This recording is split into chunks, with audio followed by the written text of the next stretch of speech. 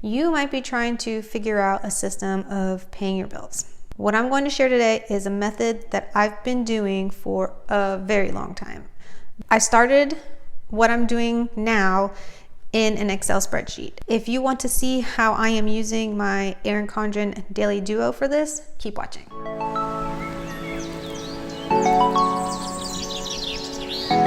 The addition of the notes page that they now have in here, and let me actually show you what it looks like.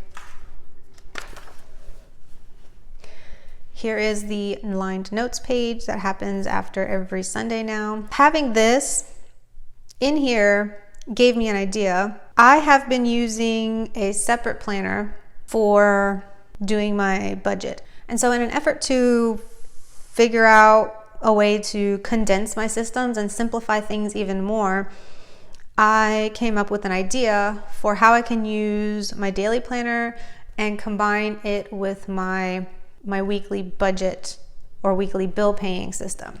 Basically, here's the gist of my system. My husband gets paid on Thursdays, and so what that means is the list that would be written out here is going to contain all the bills that would need to be paid with that paycheck from Thursday. And these page flags are sticky page flags from cloth and paper. So any kind of sticky page flag will work well because you can reposition these multiple times before it loses its sticky. And so what I do, and let me see if I can move some of these, because let me see if I can move some. I'll show you what I do. So let's pretend it is not Thursday the 25th, but let's say it was, this is from last week's paycheck. Let's say it was the 18th paycheck. So the 18th paycheck would have needed to, these bills would have needed to be paid. So basically anything from the 18th due all the way till the 24th is what would fall under the paycheck from the 18th. As I'm filming this, it is Thursday the 25th, so that's why I'm referring to it as like last check. Anyway, so once I've paid that bill and I've written it down in my register, because some of my bills are automatically deducted from our checking account, then I remove this flag and I go to the next month and stick it on the day that will be due. So my Amazon bill is always due on the 23rd.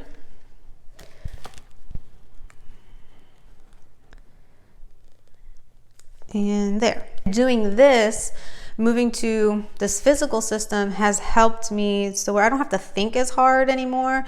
So I can just, like I said, I moved, I'm not going to move this one because I still have to make that payment today, but I move it to, once I've paid it, I move it, the flag, over to the following month.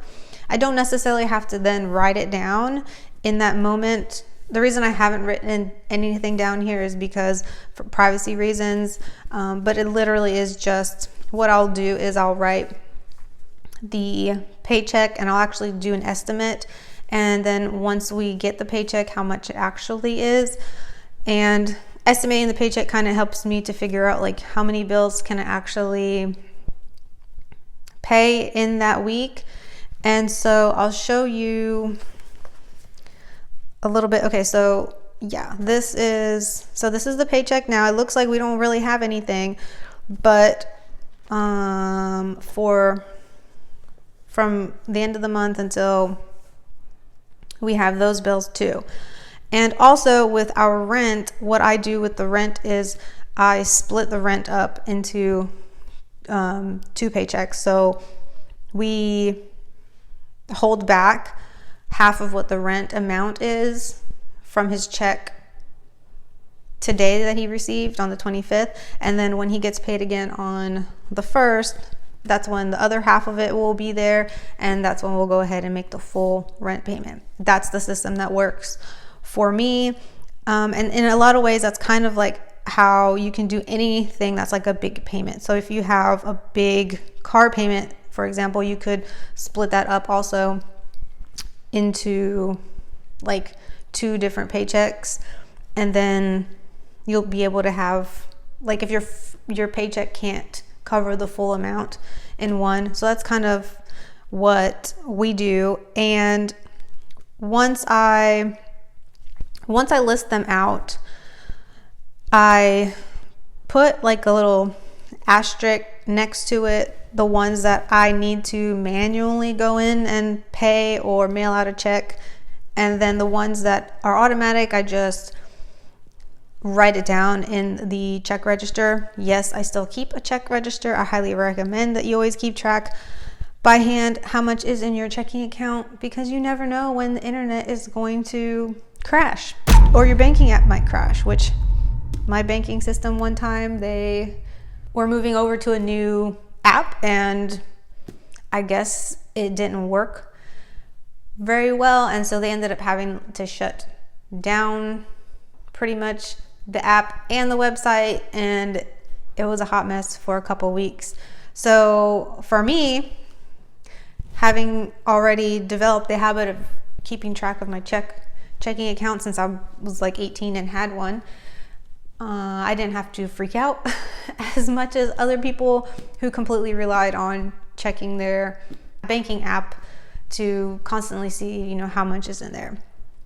But anyway, this is not in any way like a system of budgeting, but in a way it sort of is, because it helps me to kind of see like, well, this is what is getting, and this is what's getting, this needs to get taken care of in this week. And sometimes, you know, like if my husband got rained out of work or if he took time off of work, I have to adjust and move bills around, the ones that are flexible enough that I could move things around, or like, for instance, my grocery bill for that month, or not that month, for that week, my grocery expenses for that week might need to tighten a little bit, or if there are household things I need to buy, but I don't absolutely need to buy it at that moment, I can hold off on it a little bit. So it kind of helps me to kind of see